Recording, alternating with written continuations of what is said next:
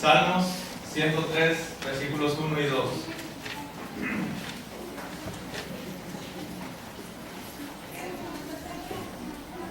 Dice ahí: bendice, alma mía, a Jehová, y bendiga todo mi ser su santo nombre.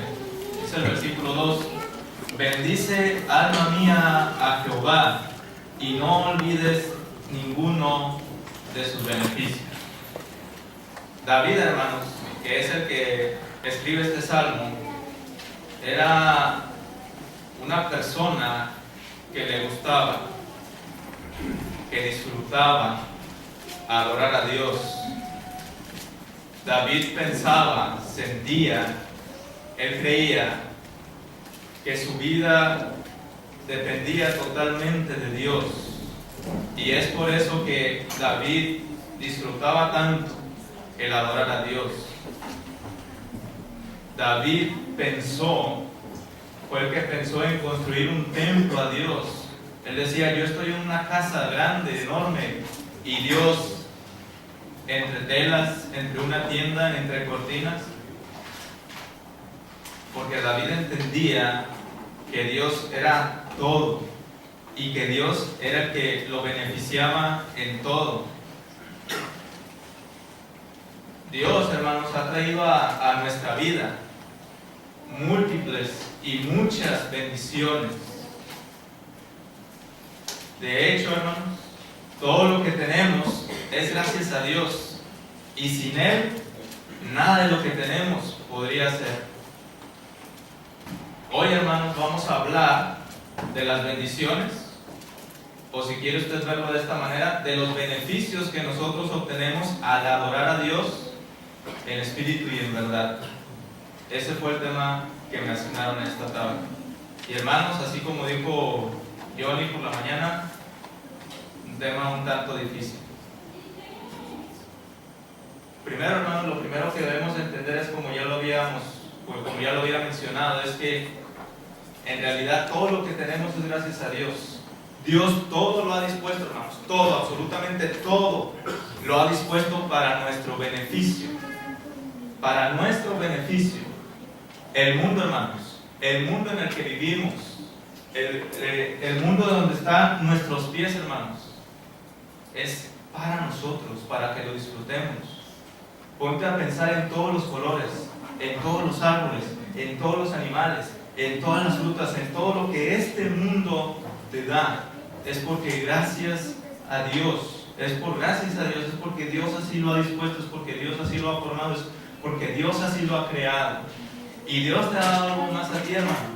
Dios te ha dado sentidos. Dios te ha dado sentidos para que tú puedas disfrutar de todo, para que tú puedas percibir los colores, para que tú puedas escuchar, hermano, ese canto de las aves, para que tú puedas probar los múltiples sabores de la comida que este mundo te da. Dios te ha dado sentidos para que tú puedas disfrutar de todo, hermano. Y eso, hermanos, es bonito, es hermoso. Imagínate un mundo de blanco y negro. Imagínate un mundo donde no haya sabores. Imagínate un mundo donde no haya colores, hermanos. Todo, incluso eso, hermano, lo ha dispuesto Dios para tu beneficio, para tu agrado. La ciencia, hermano. La religión y la ciencia tienen mucho tiempo peleadas. No debería ser así. Dios nos ha dado el conocimiento, Dios nos ha dado el entendimiento, Dios nos ha dado razón para poder comprender y entender cosas, hermanos, para nuestro beneficio. Dios ha dispuesto eso para nosotros. Pero también, hermanos, el sacrificio de Cristo es para beneficio de nosotros. Fíjate lo que dice allí en Efesios, hermano, y quiero que me acompañes allí al libro o a la carta de los Efesios, en el capítulo 2, versículo 1. Si alguien recuerda las palabras del hermano Pedro Sánchez, dice: el capítulo 2 de la carta de los Efesios comienza con una mala noticia. Las buenas noticias comienzan con una mala noticia. Así decía el hermano Pedro. No puedo imitar su tono, pero así lo decía. ¿Cuál era la mala noticia? Dice: y Él os dio a ustedes, y Él os dio vida a ustedes cuando estaban muertos en vuestros delitos y en vuestros pecados. Gracias a ese sacrificio que Cristo hizo, el que los hermanos y nosotros recordamos por la mañana y por la tarde respectivamente, es gracias a ese sacrificio el que nosotros tenemos vida. Y Dios nos ha perdonado. Pero también, hermanos, Dios ha dispuesto no solamente el sacrificio de Cristo, Dios ha dispuesto del Evangelio para beneficio de nosotros. Porque dice ahí en Romanos, en el capítulo 1, versículos 16 y 17, que el Evangelio, hermanos, es salvación para todo aquel que en él crea, al judío primeramente y también al griego. El Evangelio lo ha dispuesto Dios para salvación de todo el mundo. Es de beneficio para nosotros. Pero también, hermanos, la adoración es de beneficio para nosotros. Allí en Juan, hermanos, ahora vamos al libro de Juan, o al Evangelio según Juan. No lo vamos a leer todo, hermanos, pero en el Evangelio según Juan, desde el capítulo 4, versículo 6 al 30, Jesús tiene una conversación con una mujer samaritana. Y ahí, digamos que el punto clave, o lo que más resalta en esa conversación, hermanos, es, bueno, ¿en dónde debemos de adorar? Dice la mujer. Porque nuestros padres, hablando de los samaritanos, dicen que debemos de adorar en este monte, en el monte de Gerizim, si mal no estoy. Dice, y ustedes, hablando de los judíos, dice, ustedes dicen que se debe de adorar en Jerusalén. ¿En dónde pues se debe de adorar? Jesús da una respuesta y dice en el versículo 24, Dios es espíritu, y los que le adoran en espíritu y en verdad, es necesario que le adoren.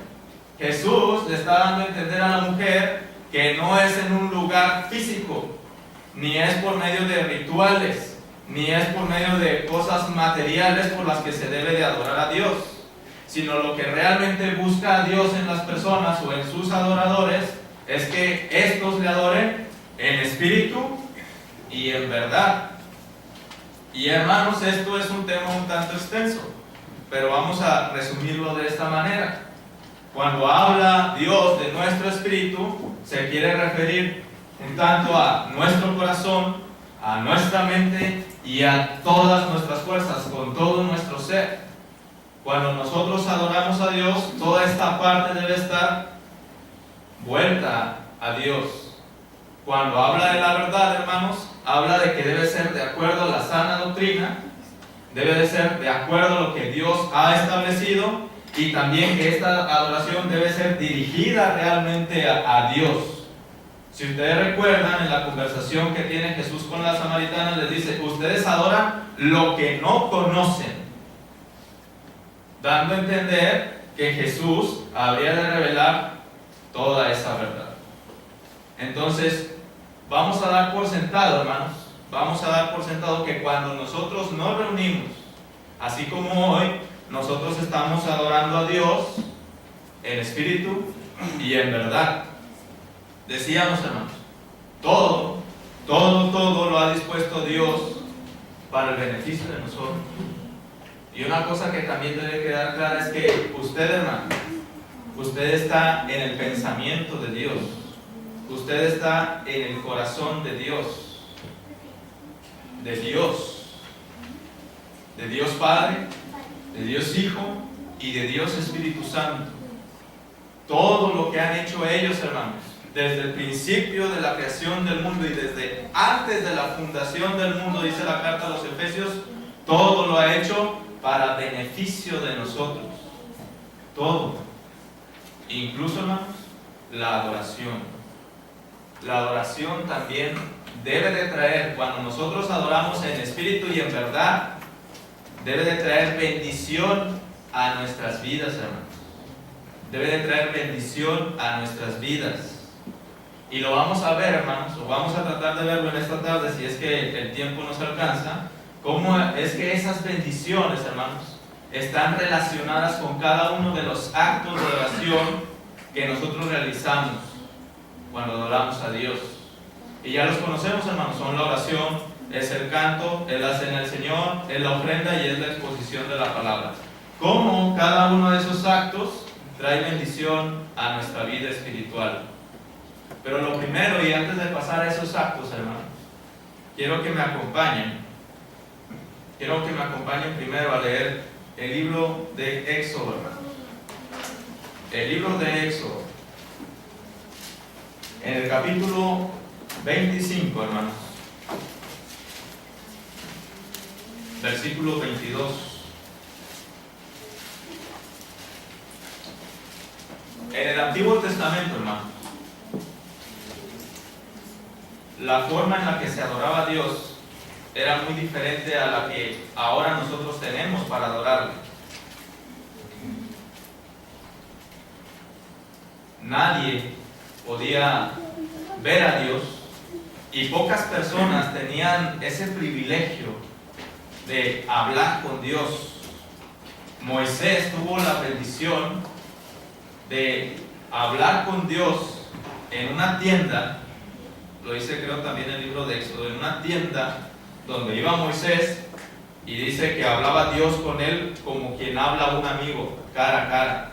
Y cuando Moisés entraba a esa tienda, una nube cubría la tienda, de manera que nadie podía ver qué era lo que pasaba allí adentro. Solamente Josué estaba al pie de la tienda. Pero bueno, Dios le da la instrucción a Moisés que haga un tabernáculo, y de eso ya nos hablaba el hermano Pech, si mal no estoy. Dios le da la instrucción a Moisés de que haga un tabernáculo.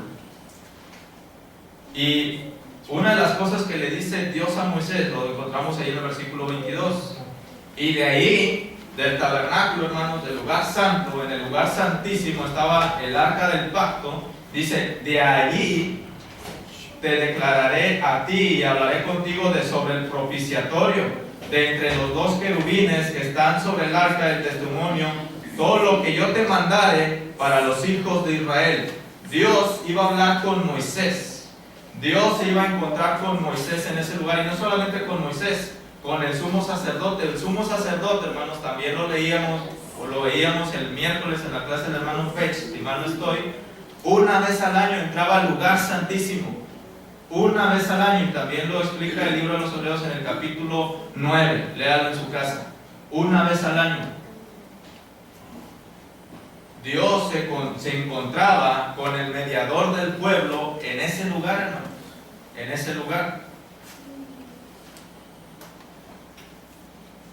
Y aquí encontramos, hermanos, o aquí tenemos, y quiero que me ponga un poquito de atención a eso, que ponga un poquito de atención a este layout, a este mapita que tenemos aquí del tabernáculo. Acá afuera, hermanos, en el cuadro rojo, se encontraba el altar del holocausto. Después tenemos, hermanos, una fuente de bronce donde los sacerdotes iban y se lavaban. Tenían que entrar purificados a servir o a ministrar. Después, hermanos, tenemos el lugar santo, que es esta parte de aquí, donde se encontraba la mesa de los panes de la proposición. Teníamos también el candelabro, y teníamos, hermanos, frente al velo que divide el lugar santo, el lugar santísimo, el altar del incienso, donde se ofrecía a Dios incienso de manera continua. Y después de la cortina o del velo, que también nos lo explicaba el hermano Pech el miércoles en su clase, se encontraba el lugar santísimo donde estaba el arca de la alianza o del pacto. Allí en ese punto, hermanos, era donde venía la presencia de Dios.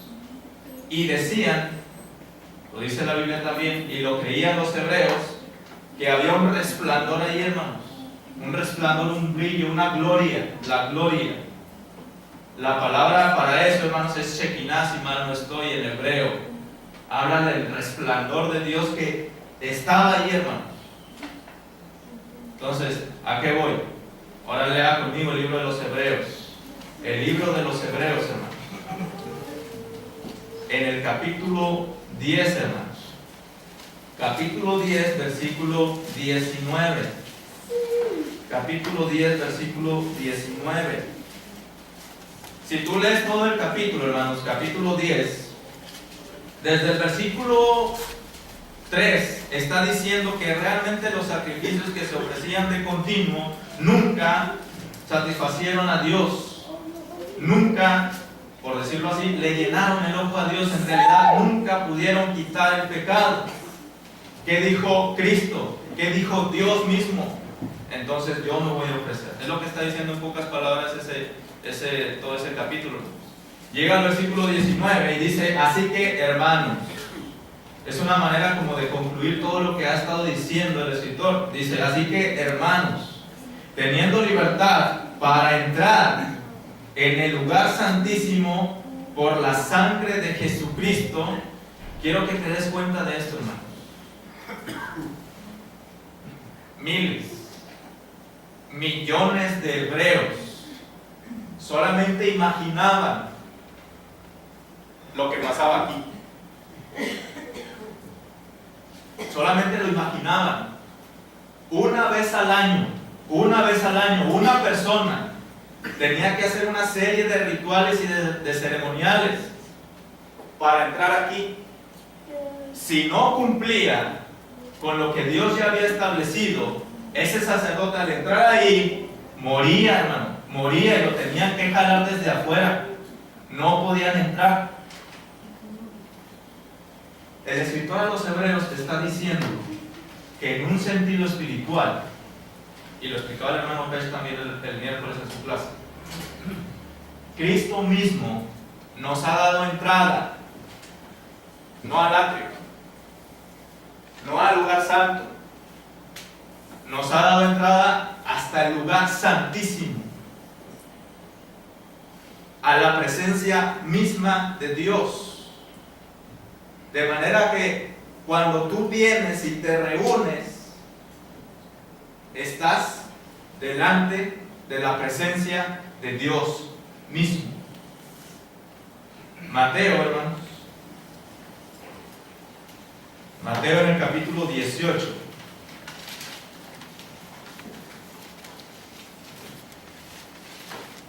¿Sí me estoy explicando hasta aquí o ando tirando para el monte?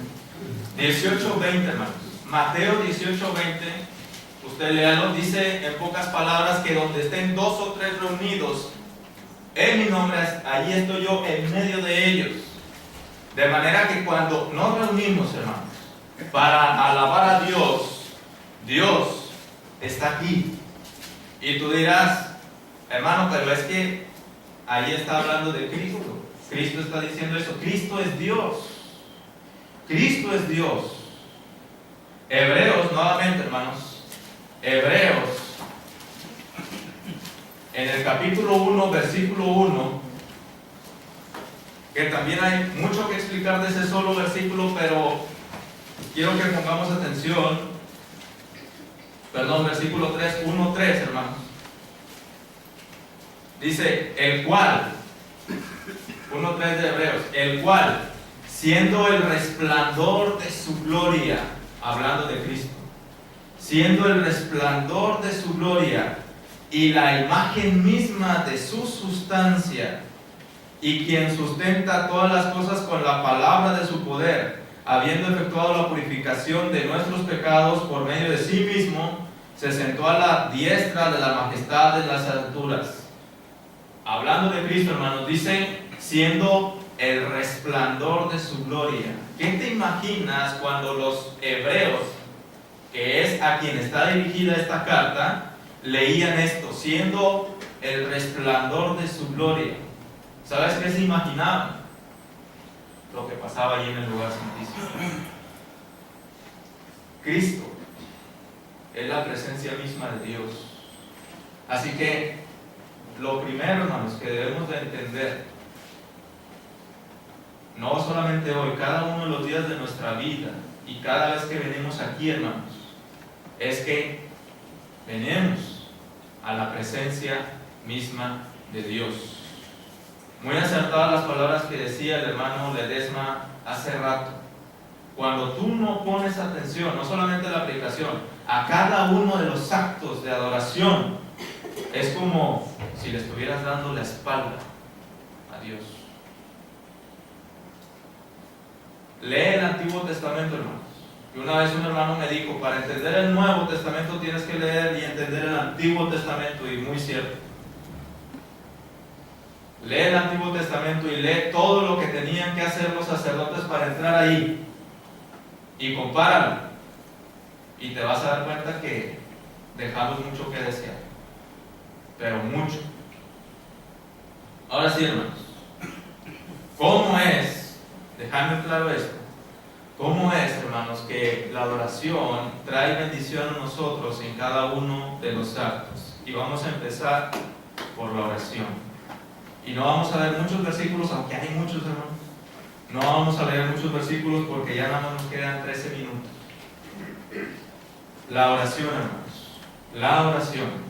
Vamos a leer ahí el libro de los Salmos, hermanos, en el capítulo 34, versículo 15. La oración. Cuando nosotros oramos, y vamos a dejar por sentado que lo estamos haciendo en espíritu y en verdad. ¿Ok? Son los dos elementos que pide Dios de nosotros. Cuando nosotros oramos a Dios en espíritu y en verdad, lo primero, hermanos, es que, como lo dice ahí, Dios te oye. Dice ahí en el versículo 15, los ojos de Jehová están sobre los justos y atentos sus oídos al clamor de ellos. Dios, hermano, inclina su oído. Cuando tú lees el libro de Apocalipsis en el capítulo 8, léelo en tu casa, no lo vamos a leer aquí. El cielo calla. El cielo calla. Dios escucha. Dios escucha, hermanos. Cuando nosotros oramos a Dios, hermanos, en la adoración, Dios está atento a nuestra oración. Dice ahí, hermanos, un poquito más adelante, en el Salmo, hermanos, en el Salmo 141, versículo 1 y 2. Jehová, dice David, Jehová, a ti he clamado, apresúrate a mí. Escucha mi voz cuando yo te invocare. Suba mi oración delante de ti como el incienso, el don de mis manos como la ofrenda de la tarde. Cuando David escribe este salmo, hermanos, David está huyendo de Saúl. Está huyendo. David se encuentra lejos de Jerusalén, hermanos. Se encuentra lejos. Y si por algo le gustaba a David estar en Jerusalén, era para adorar a Dios.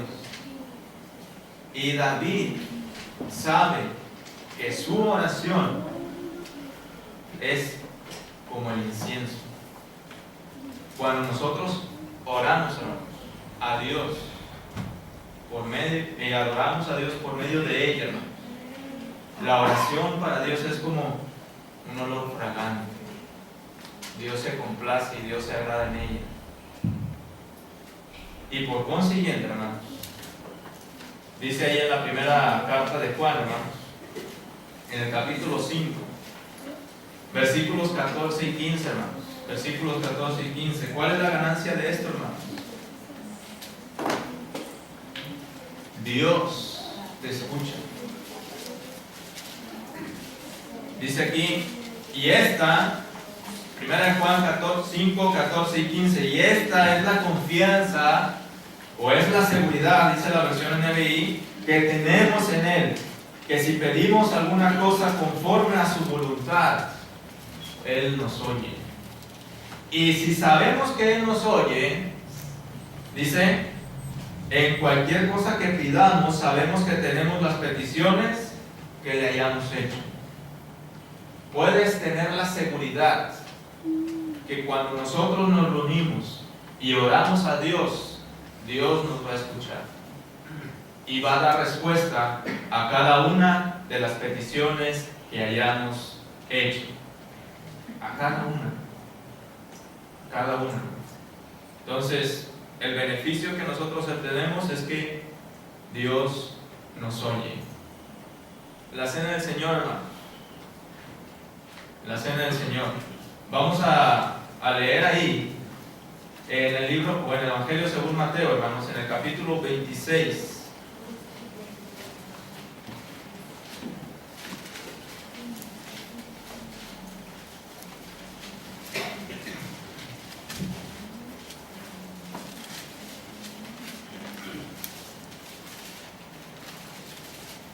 versículo 26 en adelante, dice: y mientras comían, tomó Jesús el pan y bendijo y lo partió y dio a sus discípulos y dijo: tomad, comed, esto es mi cuerpo. Y tomando la copa y habiendo dado gracias, les dio diciendo: bebed de ella todos, porque esto es mi sangre del nuevo pacto, que por muchos es derramada para remisión de los pecados. Y os digo que desde ahora no beberé más del fruto de la vid hasta aquel día en que lo beba nuevo con ustedes en el reino de mi Padre. ¿Qué encontramos en estos versículos? 1. El mandamiento que Jesucristo da a sus discípulos acerca de la cena del Señor y cómo es que se debe de hacer. Ahí tenemos, hermanos, en la presentación la cita en la que dice Pablo: porque yo recibí del Señor lo mismo que todos ustedes. Y explica todo esto que acabamos de leer. Cuando nosotros, hermanos, cuando nosotros participamos de la cena del Señor, nosotros debemos de recordar el cuerpo y la sangre. Pero también, hermanos, debemos de recordar que ese sacrificio, y ya lo leíamos ahorita, ese sacrificio, hermanos, a nosotros nos ha dado vida. A nosotros nos ha dado vida, hermanos.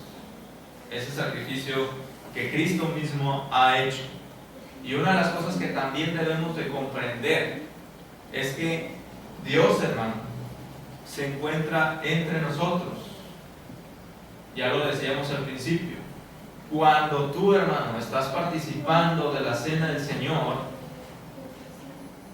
Dios te está observando. Dios te está viendo. Y cuando tú lees, hermanos, la carta a los Corintios, que no lo vamos a leer todo, pero si tú lees todo el capítulo 11, te vas a dar cuenta que hay una problemática en la iglesia en Corinto, porque no hacían las cosas debidamente. No vamos a hablar de cuál es el punto, cuál era el problema en especial en Corinto. Pero cuando tú vienes y participas de la cena y ni siquiera estás recordando el por qué estás haciendo eso, lo estás haciendo en una manera equivocada. Dios no se agrada. Dios no se agrada y no trae ningún beneficio a tu vida.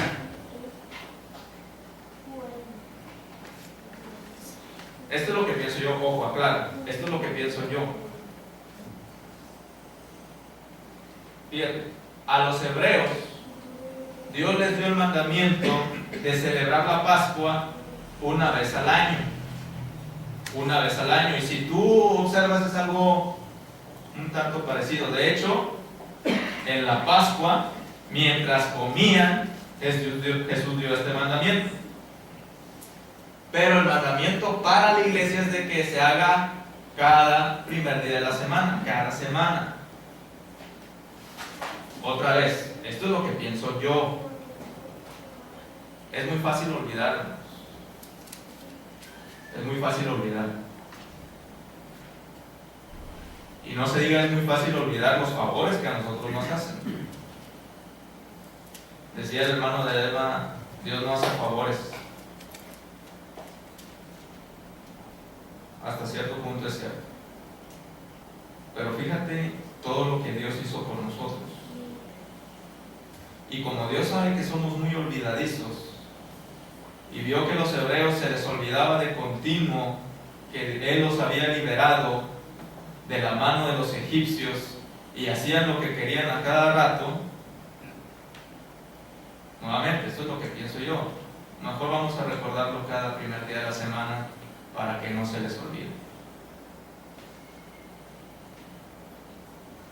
Cuando tú participas de la cena, cuando tú adoras a Dios en espíritu y en verdad, tú estás en un sentido espiritual, hermano, o de manera figurada, tú te estás sentando junto con Cristo a cenar de eso, a participar de esto. Y Dios mismo te está observando, Dios mismo te está viendo. Estás siendo invitado, hermano, a algo muy especial. Porque nada más los lavados, nada más los bautizados, nada más los hijos de Dios pueden participar de esto. y son los únicos que salen beneficiados. Si lo haces de manera indigna, juicio comes y bebes para ti. ¿Qué más, hermano? La ofrenda. La ofrenda. ¿Cómo es que salimos beneficiados? ¿O cuál es la bendición que trae a nosotros la ofrenda? Pues de hecho, hermanos, la ofrenda es por causa de nosotros o por causa de la iglesia. Cuando tú lees el libro de los Hechos, en el capítulo 4 y 5, te vas a dar cuenta que la iglesia estaba vendiendo sus propiedades para satisfacer las necesidades de los más pobres. En el capítulo 11, hermanos, versículo 28, te vas a dar cuenta que hay un hombre que se llama Agabo, que es profeta, se levanta y dice que viene una gran hambre en toda la región de Judea. Y ahí, hermanos, ahí, si tú lo lees en casa, ahí, todos los que estaban reunidos se proponen o se ponen de acuerdo para llevar ese mensaje a otras iglesias y que se ayude a la región de Judea. En los capítulos 13 y 14, Pablo y Silas, si mal no estoy, o Pablo y Bernabé, vamos a leerlo mejor, no les quiero echar mentiras. Bernabé, hermano, qué bueno que está usted aquí. Pablo y Bernabé, sí, salen, hermanos, a su primer viaje misionero y llevan ese mensaje por todas las regiones de Galacia. Si tú estudias te vas a dar cuenta que es por las regiones de Galacia. Por eso, cuando tú lees la primera carta a los Corintios, en el capítulo 16, dice así como lo ordené en las regiones de Galacia o en las iglesias de Galacia. Y tú dices, ¿cuándo lo hizo eso? Pues tú lees 13 y 14 para que te des cuenta que sí lo hizo. La ofrenda es, como dice en la primera carta a los Corintios, capítulo 16, es para los santos. Es para los santos. De manera que la ofrenda ha sido establecida por Dios, no porque Él quiera dinero, sino porque sabe que en la congregación hay necesidades y la ofrenda suple todo eso. Pero hermano, yo no he estado en necesidad y no me ha llegado una ayuda de la ofrenda. Bueno, lea conmigo entonces la segunda carta a los Corintios en el capítulo 9, versículo 6. ¿Qué dice la segunda carta a los Corintios, capítulo 9, versículo 6? Pero esto digo, el que siembra escasamente, también segará escasamente. Y el que siembra generosamente, generosamente también segará. De manera que cuando tú ofrendas de manera generosa, ¿no? Así haya sido 2 pesos, pero eran los únicos 2 pesos que tenía, Dios te bendice también en abundancia. Dios te da. Por eso, hermanos, ahí le puse entre paréntesis, Dios te bendice. Dios te bendice, hermano. La ofrenda ha sido por causa de las necesidades en la iglesia. Porque cuando tú lees Hechos 2, hermanos, ahí no encuentras la ofrenda. Te la encuentras hasta más tarde. Hasta más tarde te topas con la ofrenda. La ofrenda ha sido puesta por las necesidades que han surgido en la iglesia. Dios, cuando tú ofrendas, hermanos, Dios te da más. Dios te da más. Lee todo el capítulo 8 y 9 y te vas a dar cuenta. Pero también, hermanos, eso es desde la antigüedad. Fíjate lo que dice Malaquías. Malaquías en el capítulo 3, hermanos. Versículo 10.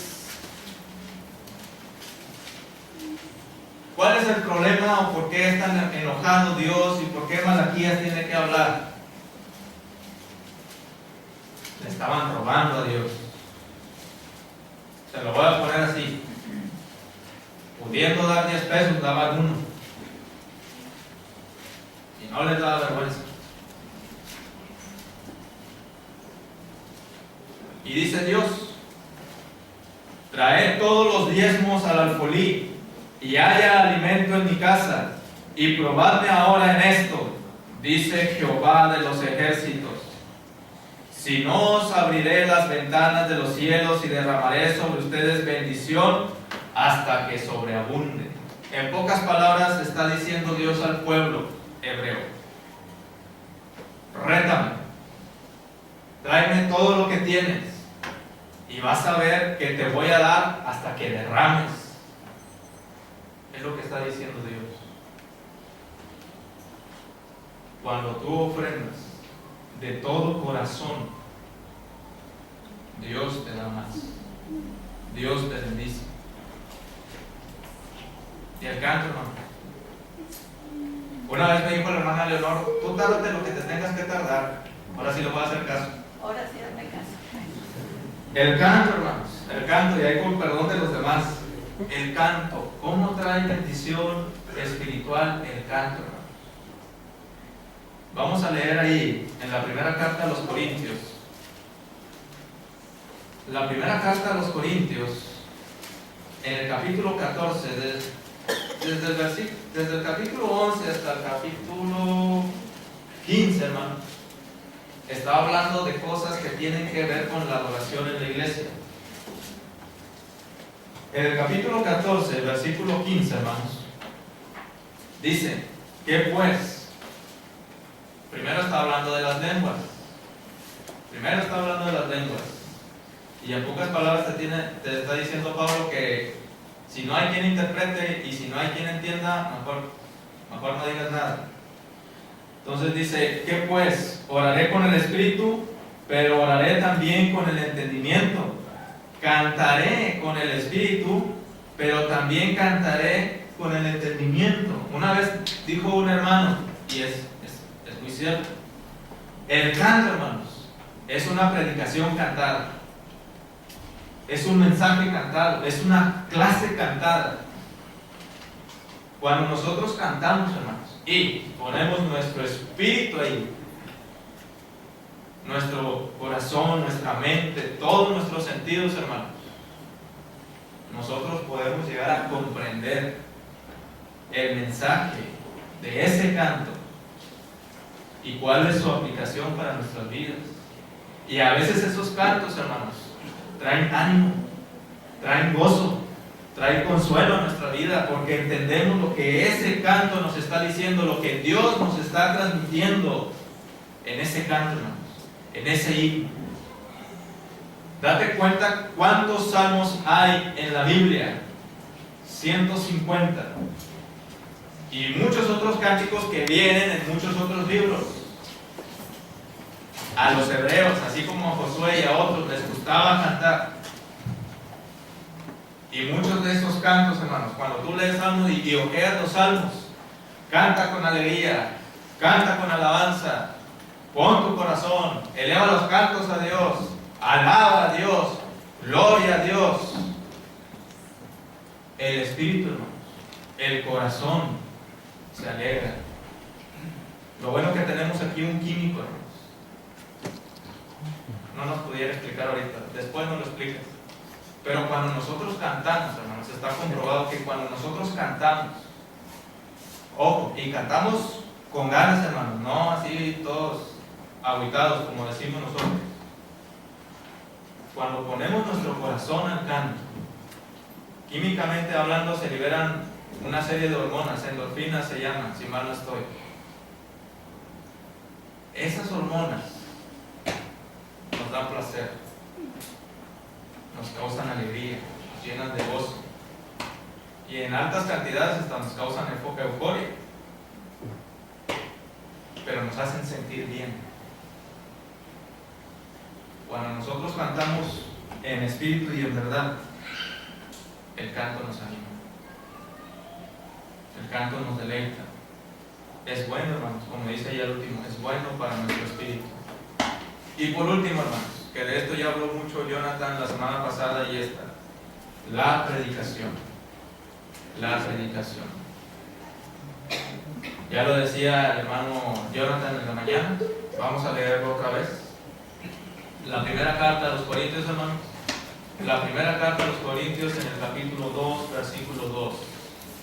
La predicación, hermanos, es la leche espiritual para nosotros. Es la leche espiritual para nosotros. Hay recién convertidos aquí, hay personas que tienen poco en el Evangelio. La palabra de Dios, hermanos, es tu alimento espiritual, es tu leche espiritual. Dios te está alimentando. Dios te está dando ese pasto que tú necesitas. También, hermano, para los que tienen más tiempecito, La palabra de Dios es el alimento sólido que tú necesitas. Es esa carne, son esas vitaminas, son esos nutrientes que te van a hacer fuerte, hermano. De manera que no nomás es leche, también es alimento sólido, te nutre, te hace fuerte, hermano. Decía el hermano Jonathan, en su predicación, cuando uno se va nutriendo la palabra de Dios, uno va adquiriendo fuerza, o al menos así lo entendí yo, uno va adquiriendo fuerza, y eso que tú has aprendido te hace reaccionar de una manera diferente ante las circunstancias que te rodean, porque tú te has nutrido de la palabra de Dios y Dios te ha dado ese alimento. Y el propósito, hermanos, dice ahí en la primera carta a los Corintios, cuando uno se pare aquí al frente, hermanos, uno debe pensar en estas tres cosas.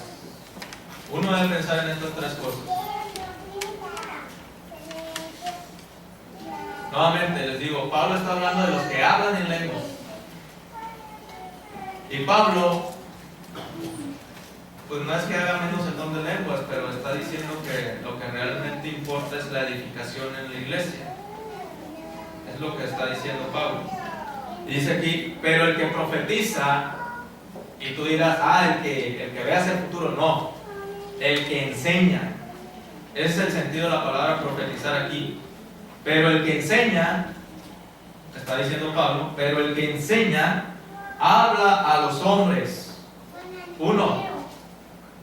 Para edificación.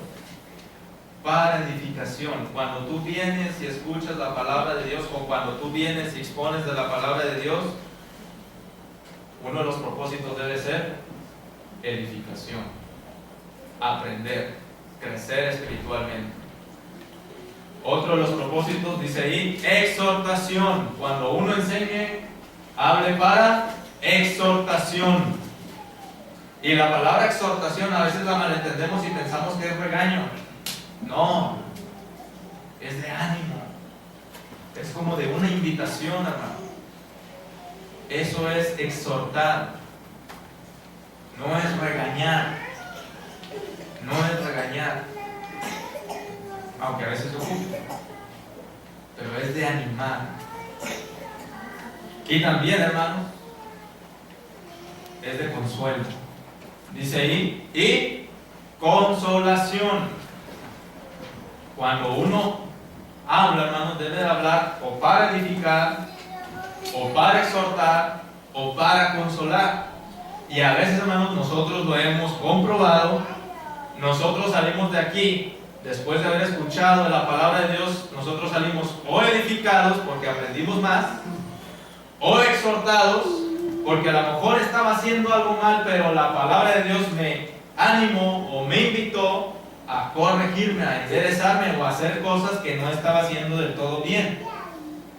O incluso salimos consolados. Me sentía mal por algo, estaba triste por algo, y la palabra de Dios me ha dado esperanza, me ha dado consuelo, me ha hecho sentir mejor. Entonces dígame usted si trae o no trae bendiciones la oración a nuestras vidas. Yo digo que sí. En conclusión, hermanos, la oración ha sido puesta, hermanos, para glorificar a Dios, ha sido puesta para honrar a Dios, pero también ha sido establecida por Dios para que nosotros salgamos beneficiados. 1. Somos beneficiados del momento que estamos aquí porque estamos ante la presencia de Dios mismo. Y estando en la presencia de Dios podemos tener la seguridad que Dios nos va a escuchar. Recordamos, hermanos, que la sangre de Jesucristo nos limpia de manera continua, hermanos. También, hermanos, Dios nos bendice en abundancia cuando nosotros oramos en espíritu y en verdad. Nos da la oportunidad, hermanos, nos da la oportunidad de fortalecer nuestro espíritu y nuestra alma. Y también, hermanos, nos da ese alimento que necesitamos para crecer, para salvación. Por último, hermanos, ya es lo último. Hebreos capítulo 10.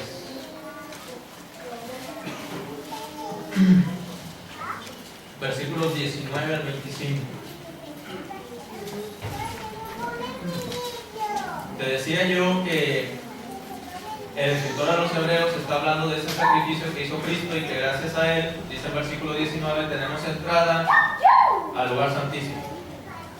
Dice ahí, así que hermanos, teniendo libertad para entrar en el lugar santísimo por la sangre de Jesucristo, por el camino nuevo y vivo que Él nos abrió a través del velo, esto es, de su carne, y teniendo un gran sumo sacerdote sobre la casa de Dios, dice el versículo 22, acerquémonos con corazón sincero, en plena certidumbre de fe, purificados los corazones de mala conciencia, lavados los cuerpos con agua pura. Dice el 23, mantengamos firme y sin fluctuar la profesión de nuestra esperanza, porque fiel es el que prometió. Versículo 24, considerémonos unos a otros para estimularnos al amor y a las buenas obras. Y versículo 25, no dejando de congregarnos como algunos tienen por costumbre. Si Dios te ha dado la bendición de llegar, hermano, o de estar ante su presencia, Jesucristo te abrió entrada al lugar santísimo, al que muy pocos tenían derecho a entrar, hermanos. Tú no desprecies eso. No dejes de congregarte, porque las bendiciones que Dios trae a tu vida, hermanos, son muchas. Dice la carta a los Efesios, son todas. Dios te bendiga.